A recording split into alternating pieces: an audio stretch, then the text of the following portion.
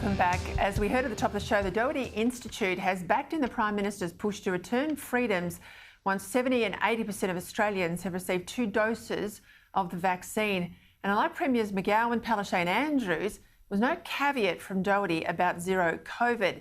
It's a pivotal moment in our response to the pandemic and comes some 3 weeks after Premiers and Chief Ministers signed on the dotted line to a national cabinet decision for a staged reopening of the economy. To help us break it all down, I want to bring in one of the best experts in the business, epidemiologist at Deakin University, Professor Catherine Bennett. Professor Bennett, thank you for your time. Explain to viewers at home in simple black and white terms what the Doherty Institute has said can happen once we get to 70% and what's likely to happen at 80% we're all fully vaccinated. So what their modelling shows is there's a mix of dynamics that actually keep the virus under control, even when you get a new outbreak in the community or the virus is still in the community. And they relate to your level of vaccination, most importantly. And so when we get to that 70 or 80%, their model tells us that you can, with what they're calling optimal test, trace, isolate, quarantine, those public health measures in place, that you can actually control the virus. And even if you get an outbreak, you get 30 cases, it starts to take off, you just use your normal contact tracing and other responses, and you're not likely, once you get to 80%, to need lockdowns to contain the virus, even if it is this Delta variant. When they did the model, it was set up to look at all those scenarios, but assuming we were where we had been, which was coming off a zero base, so it would just be a new outbreak with 30 or so cases in the community before you knew it was happening. Now we're just coming at it from a different position. We've actually got established community transmission now in multiple parts of the country. And so now it's saying, well, that vaccine protection is still there. How do you actually contain these outbreaks and bring the numbers to a level that you can manage going ahead? Use the vaccine to do that. When can we start to shift away from lockdown and really start to rely on our contact tracing and so on again to bring that in as our vaccination rates continue to escalate? And we're hoping that still will be around that 70 to 80% mark and that's what the modelers have been, going back to look at to make sure that even if you start with more cases, that you still have that control. You can bring case numbers down to a level that your hospitals can cope with and that you can cope with, and that we can then start to have that certainty that you don't need to keep flipping back into lockdown. Okay, and the point about the hospitals and their capacity to cope with an outbreak is exactly where we started last year. And then we got ourselves in this place where we were a zero COVID nation. I think it went to the head of some of our leaders. It became the new nirvana.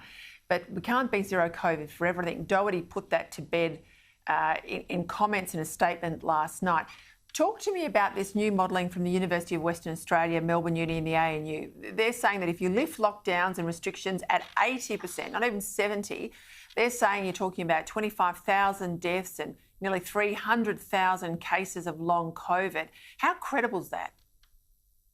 Yeah, look, that's a different type of model. I mean, the best modelling actually looks at the scenario that you're proposing, and that's exactly what the COVID team's modelling did. They were asked to look at adult vaccination rates and what would happen under various scenarios as you start to open up. The modelling that we heard about today is actually under a very different scenario. That's looking at what was Israel's model, which was actually to say we hit a certain target and we open up completely. It also assumes that when the outbreaks take off, that you let them run, that you're actually not doing any sort of contact tracing or, intervention, short of lockdowns, but any other intervention to contain it. And we don't do that. We would be doing that with any infectious disease anyway, particularly if it was putting some load onto hospitals or we were seeing younger people getting unwell. So, in fact, it's an artificial scenario to start an outbreak and then let it run, assuming no interventions in place. Australia isn't planning to open up completely. Professor Bennett, let me just jump in there. So I take your point about this modelling then. It's pretty alarmist, 25,000 deaths and nearly 300,000 cases of long COVID. We were never going to let it rip.